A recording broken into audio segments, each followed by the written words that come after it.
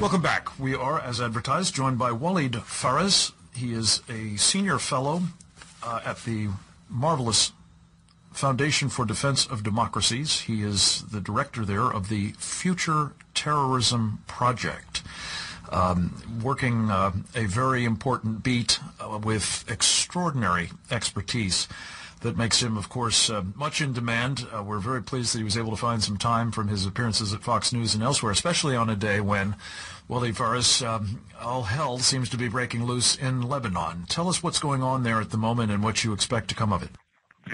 Thank you very much, Frank, for having me. It's a great show. And, well, indeed, as you just said in the introduction, this is a benchmark in Beirut. The Hezbollah coalition, led by Hezbollah, which includes also political parties and organizations that are allied to Iran and to Syria, have declared this morning down in Beirut that they are resigning from the government, which means technically that the Lebanese cabinet, headed by Saad Hariri, Prime Minister Saad Hariri, who is the son of the slain former Prime Minister Rafiq Hariri, who was killed in 2005 allegedly by Hezbollah and the Syrians, that government has collapsed in Lebanon.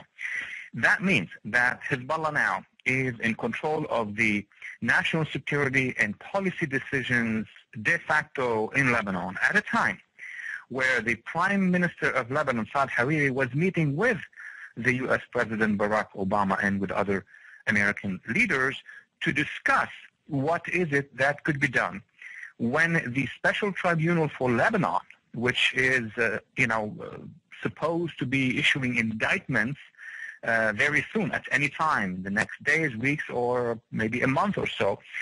That was a coup by Hezbollah, a constitutional coup to prevent the Lebanese cabinet from calling on the international community once the tribunal would issue the resolutions.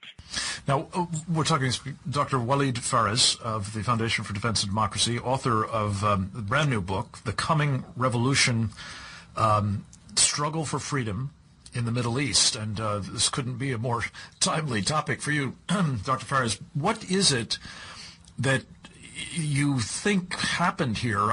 We've been discussing for some time, I think including with you, the possibility that you'd actually have an old-fashioned coup by Hezbollah in order to prevent any kind of detrimental outcome as a result of this prosecutor's findings. Is this essentially the same thing? Will it have essentially the same effect? Or is it more benign and therefore less of a problem for us? Actually, you are absolutely on target. The old-fashioned type of coup has been happening, but in slow motion, in slices. It's the salami strategy of Hezbollah. The first chapter of that coup actually occurred, if we remember, if the listeners remember, in 2008, in May of 2008, while there was a pro-Western government headed by Rafiq Signora, by Mr. Signora. That government was collapsed then by Hezbollah's militias, who invaded West Beirut and the mountain. And then after that, Hezbollah was moving through the institutions of Lebanon, seizing one after the other, taking back the airport. And it's only now that they basically collapsed the part of the government which is still somewhat connected to the international community. So you're right. It is a coup in stages.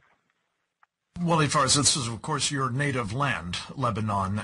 Give us, if you could, the backstory on sort of two pieces of this. One is the demographics, the political demographics, particularly of Lebanon, and how they are now being changed as a result of this kind of creeping coup, if you will, by Hezbollah. And what is enabling Hezbollah to be such a formidable force inside Lebanon at the moment? That's a formidable question. Let me just say quickly, a reminder, geopolitical reminder to our listeners, is that Lebanon of 1943, when it became independent and the French mandate left, had a sort of a 54% population Christian, Catholic, Orthodox, Protestant, and others, and the rest Muslim, Sunni, Shia, and Druze. With time, the demographic of Lebanon have changed so that by the early war or early part of the war in 1975-76, large numbers of Christians began to flee Lebanon. So it became about 50% by the end of that war. Now, the end of that war occurred when the Syrian army and Hezbollah at the time and their allies have invaded the last three enclaves of Lebanon. So we need to understand that between 1990 and 2005, there was an absolute Syrian occupation of Lebanon in unison with Hezbollah, the Iranian-backed organization. It's only in 2005, thanks to a U.S.-French push at the United Nations, which was triggered by the Lebanese diaspora, which is huge, which is about 15 million compared to Lebanon. That's 4 or 5 times the size. Lebanon has a population of 4 million. And the Lebanese diaspora, including in America, is just very large. In Brazil, there are 5 million Brazilians from Lebanese descent. In Australia, 500,000. In America, 2 million. So that diaspora pushed for a U.S.-led action at the United Nations, and that produced a resolution 1559 under the Bush administration that compelled the Syrians to get out of Lebanon.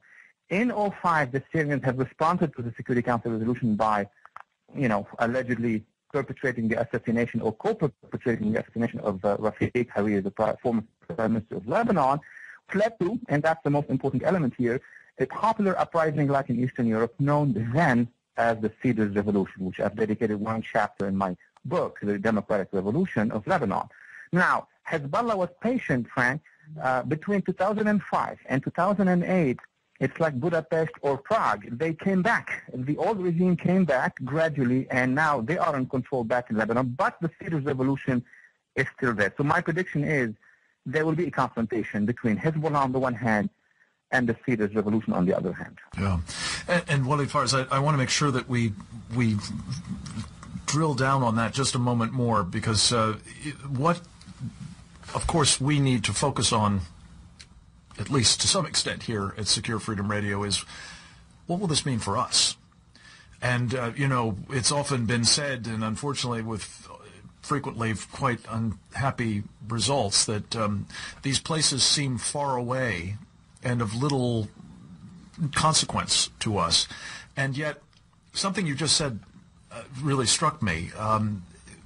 Among the diaspora, as you put it, the emigre population from Lebanon, in places like Brazil, and for that matter elsewhere in our hemisphere, to say nothing of the United States itself, there's growing evidence, as you know so well, Walid Phares, of people who are not simply Lebanese, but they're Hezbollah. And we are looking at a situation in which, as this plays itself out inside Lebanon, the threat posed by such individuals or organizational entities, for that matter, outside of Lebanon, including in our front yard or here in the United States, is an increasing problem. And I just want to come back to something I asked you a moment ago, and I don't think you were able to address. How is it that a relatively small organization like Hezbollah has now essentially taken over, it would appear, a country, and to say nothing of mounting this kind of international threat to us and other freedom-loving people? Well, that's one of the most complex equations in the world of terrorism. When we say Hezbollah, we're not really talking about a regular political party inside the boundaries of Lebanon. We're not even talking about a militia. We're talking about a military force which is basically organically and strategically connected to the Iranian regime. I call it in some of my research the most Western deployed brigade or division of the Iranian regime or armed forces. Since its inception in the early 80s, it was the Pasdaran, the Iranian Revolutionary Islamic Guard, who actually founded Hezbollah and launched Hezbollah.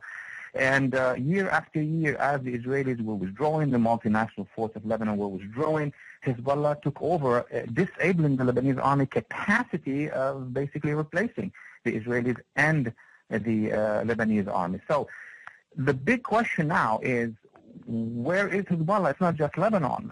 Hezbollah's been operating in Iraq. We have evidence for that. Hezbollah has been, according to the Arab moderates, operating in northern Yemen, in eastern Arabia, has bases in Nigeria, in other parts of Western Africa. The Egyptians have arrested a number of Hezbollah and dismantled cells. And as you just mentioned, the most threatening to our national security, to our homeland security, is that Hezbollah thanks to the Iranian strategic relations with the regime of Hugo Chavez of Venezuela, is there, is omnipresent in Venezuela down to the tri-border area of Latin America. And maybe up to Mexico as well.